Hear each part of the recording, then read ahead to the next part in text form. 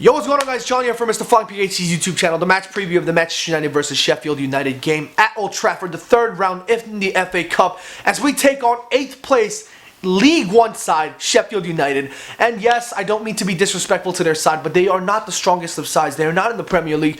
We need to make sure that we come in with a dominating, convincing, and obvious performance. We need to take the win no matter what, and we need to make sure we press on harder in the FA Cup. For Manchester United, we don't aspire to be like other clubs like Manchester City or things that are shit like that of that nature, but we need to make sure we fight on all fronts, whether it be the Premier League, the FA Cup, the Europa League, whatever it is. We need to win these trophies because we're Manchester United. We take everything. We win everything. And obviously it's not easy to say that nowadays, but nevertheless still, it's the mentality that we've been instilled as fans, and we need to make sure we press on all fronts. And while the Premier League might be, a little bit harder in terms of reach, it doesn't look easy for us currently at the moment. And obviously, we're going to be in the Europa League Thursday nights, and that's not easy as well either. But nevertheless, whether or not we're in the Europa League, whether or not we're in the FA Cup, we need to press on. And FA Cup is a prestigious, very, very prestigious trophy to win. It's not an easy run of games up until the final. And this is a perfect opportunity to win it since we haven't won it in a very long time.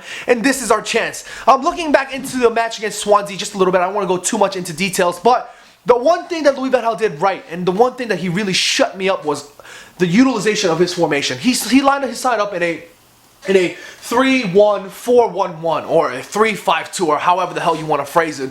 But that's how Louis van Gaal lined his side up. And the reasoning behind that is because Swansea lined their side up in this very tight 4-1-2-1-2 diamond formation. And the reasoning behind as to why it was a tight formation was due to the fact that the two forward players for Swansea City, Andre Ayew and Leon Britton, were not natural forwards. They're not your natural conventional number 9s that you would see, having their backs against the defender, dropping their shoulder constantly, bringing their balls forward, making runs through the channels.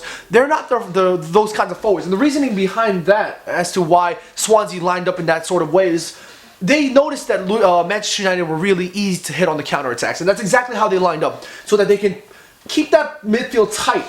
And they allow us to have the ball in our third, and if they try to bring it up and they're compact and they're dense and they lose the ball, they wanted to hit us on the counter. That's exactly how they lined up. But Louis van Gaal countered that very well, I believe, with this formation. The reasoning behind that, once again, is because if there's no real forwards to put direct pressure on your back line, you can have lots. You can coagulate that midfield, and you can really dense that up in there. That's exactly what he did. And what he did very well, once again, was utilization of his flanks. And obviously, Ashley Young, exactly, he's a traditional right winger.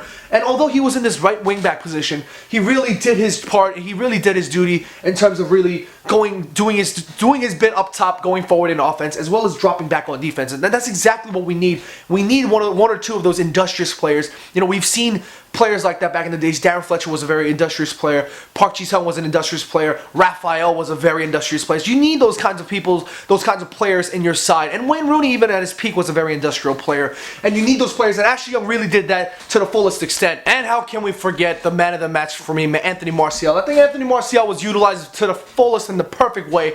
And Louis van Gaal really got me there. And I was like this close to being like, Louis van Gaal, get the fuck out of the club. And the reasoning behind that was because he traditionally lined up Martial in this left wing-back role, and you're sitting there thinking to yourself, Louis van Gaal's gone freaking out of his mind, considering Martial has been pushed out from his favorite number 9 to the left wing and all the way down to left wing-back, and you're sitting there like, Louis van Gaal, what the hell are you thinking? But Louis van Gaal did this very well. And as I said in many of my match previews, many of my match reviews, you guys can check me out on Full Time Devils or on my channel, Global Reds TV. I've said it many times.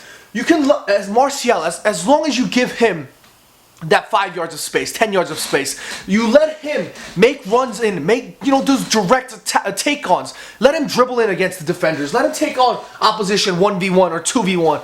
As long as you give him that space and give him that freedom and allow him to roam here in that left-hand side, he's going to be a hell of a lethal player. And Louis van Gaal starting to really realize that he's becoming a crucial figure in this squad and allowing Martial that freedom. And he's given Memphis that, and it's taken so long to give Martial that. And he's starting to make his players shift in that sort of manner to fit Martial's formation. And what I mean by that is you allow Martial the space, let him go forward, let him ask for the balls up top, And what he does is very small. He allows Blind to, in transition, in offensive transition, allows Blind to move up in this left wing back role and shifts Morgan down into the central defensive role, whether it be Smalling shifting to the left and Morgan dropping down, or whichever way it is, it doesn't matter. He constantly holds this back three line very tight, very solid, and allows Martial that freedom. And as I've said it many a times, when he's up there by himself, there's no stopping him. He just constantly runs at him, constantly.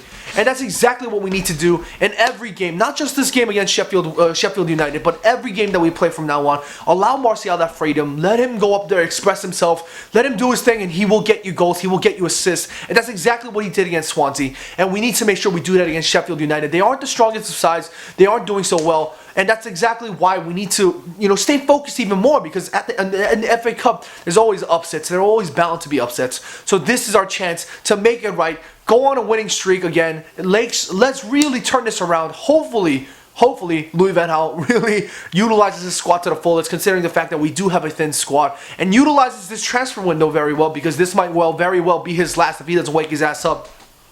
I'm going for a 2-0 win, hoping that Pereira gets a start, and a few of our youngsters get a start. Borthwick Jackson, Paddy McNair, Nick Powell might be going out on loan, but if he doesn't go, maybe he can get a start as well. We have good youngsters. Januzaj is also rumored to be returning from Dortmund. We have these youngsters, and if we have a thin squad, that's more so the reason to be able to utilize these players.